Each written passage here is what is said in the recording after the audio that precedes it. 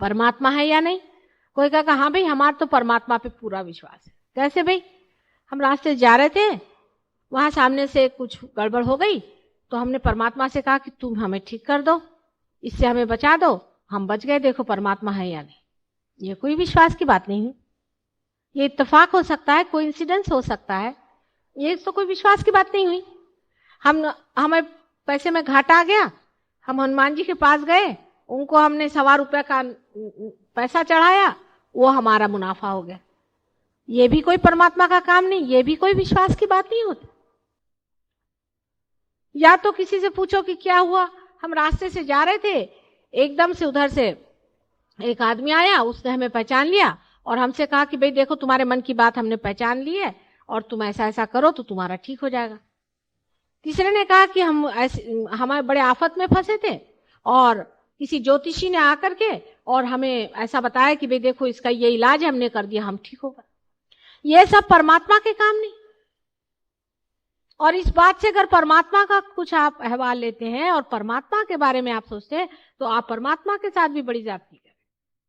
जो सर्वशक्तिमान परमात्मा है उसको समझने के लिए पहले अपने शक्ति को जानना चाहिए। जिससे प्रचंड सूर्य की जिसके पास शक्ति है, उसे देखने के लिए पहले अपने अंदर का आत्मा का सूर्य जागृत करना पड़ेगा।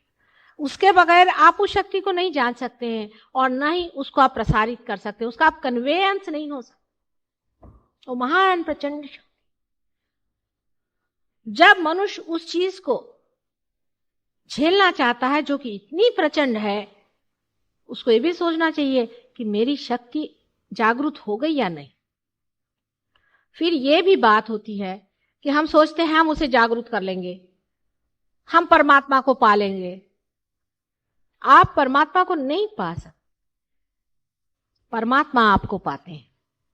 ये तो ऐसा ही होता है कि एक समुद्र कहे मैं सागर को पालूं, नहीं, सागर ही आप पे ढरेगा और वही आपको पाएगा। सिर्फ आप अपने को इस योग बनाइए कि वो आपको पाए। सबसे बड़ा प्रश्न मनुष्य के सामने यह है कि आत्मा की जागृति कैसे हो, आत्मा कैसे जागृत हो जिससे यह सब जाना जाएगा। वो प्रश्न तो सहज योग से अब छूट गया। सहज योग से आपके आत्मा की जागृति हो जाती है, उस पर विचार से नहीं होगा। कोई कहे कि हमने तो इतने पुस्तक पढ़े, पुस्तक पढ़ने से नहीं होगा।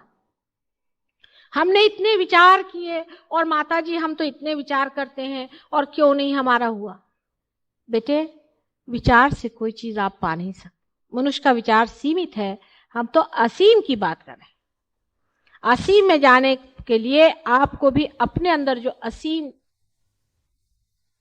का स्रोत है आत्मा, उसे पाना होगा।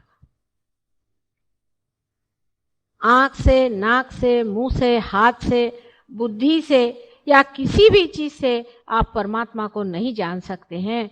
आत्मा से ही जान सकते हैं और तभी आप उससे संतोष पा सकते हैं। और सहजयोग का संतोष भी आत्मा का संतोष है। यह दूसरी बात है जिसे हमें जानना चाहिए। इसका यह संतोष नहीं कि हमारे शरीर ठीक हो जाए, हो जाते हैं, वो दूसरी बात। आप लोगों की सबकी तंदुरुस्ती अच्छी हो गई, आपकी विषय भावना टूट गई, बहुत कुछ अच्छा हो गया, भला हुआ, सब कुछ है, वो तो यूं ही वरदान स्वरूप। लेकिन संतोष और आनंद जो आत्मा का है वो आत्मा से ही होता है। आत्मा ही आत्मा से संतुष्ट पाता है। जब तक आपका आत्मा जागृत नहीं है, आप दूसरे जागृत आत्मा का आनंद उठा ही नहीं। विचारों से जो कुछ भी आनंद होता है, जिसे लोग आनंद समझते हैं, वो आनंद नहीं है, वो सुख की भावना है, क्षणिक। आनंद जो है वो दूसरी चीज है। आनंद ना तो सुख न दुख, बीच में एक अत्यंत शांत चित्त। न तो वो भावना है न तो वो विचार है, क्योंकि जब आप विचारों से ही परे हैं तो आपके अंदर जो बहता है, अंदर ऐसा एक स्रोत सा बहता है और जो सारे शरीर और सारे ही मन, बुद्धि, अहंकार आदि सबको पुलकित कर देता है, वो एक आनंद है।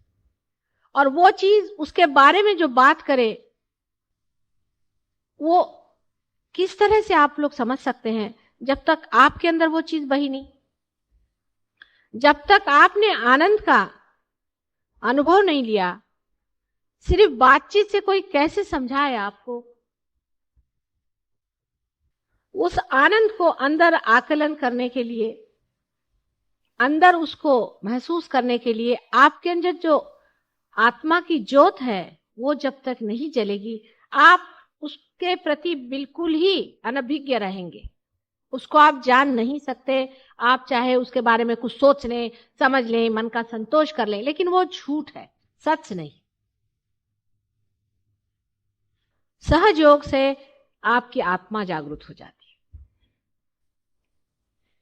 अब दूसरी स्टेज शुरू होती है कि आत्मा का प्रकाश और हमारा अंधियारा।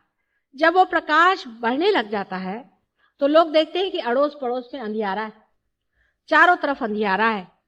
ये अंधियारा जो है वो आत्मा के प्रकाश को दबाए जा रहा है। आत्मा की ओर चित्त करें। अनेक इसके तरीके हैं कि अंधियारे को से दूर हो जाए। जब इस कमरे में अंधियारा था तो हम लोग सोचते थे कि अंधियारा ही सत्य है, उसी को सत्य समझे थे, अंधियारा है। उससे डर के हाथ पकड़ पकड़ के अंदर आ रहे थे। जब यहां रोशनी हो गई तो समझ लिया कि अंधेरा जो था वो मिथ्या है, वो सब मिथ्या है। जब प्रकाश हो जाता है तब यह सारी संसार की बातें मिथ्या लगने लगती है। अंधेरे में लोग देखते हैं यहाँ भूत हैं, यहाँ राक्षस हैं, यहाँ प्रेत हैं, यहाँ पर ये है। जब प्रकाश हो जाता है तब सिवाय परमात्मा के सिवाय और कोई चीज नहीं दिखाई देती, सिवाय ब्रह्म के सिवाय। ब्रह्म माने यही जो आपके अंदर से बह रहा है, यही ब्रह्म की सत्ता है। यह सत्ता है परमात्मा की जो बह रही है आपके अंदर से। यही सत्ता सारे कार्य को करती है और कोई सा भी कार्य मनुष्य नहीं करता, यह सत्य है। किंतु कहने मात्र से और मेरा परम विश्वास परमात्मा में है, ऐसे करने से कुछ भी नहीं होने। अपने को झूठ में नहीं रखना है, अपने को झुठलाना नहीं चाहिए। अपने साथ कोई सा भी दगा करना किस काम का होगा? हम बड़े साधु हो गए, ऐसे कहने से भी क्या मिलने वाला है? अरे जो असली है उसको पाने से ही तो असली अंदर में मिलने वाला है ना। नकली चीज में आपको भी क्या संतोष होने वाला है?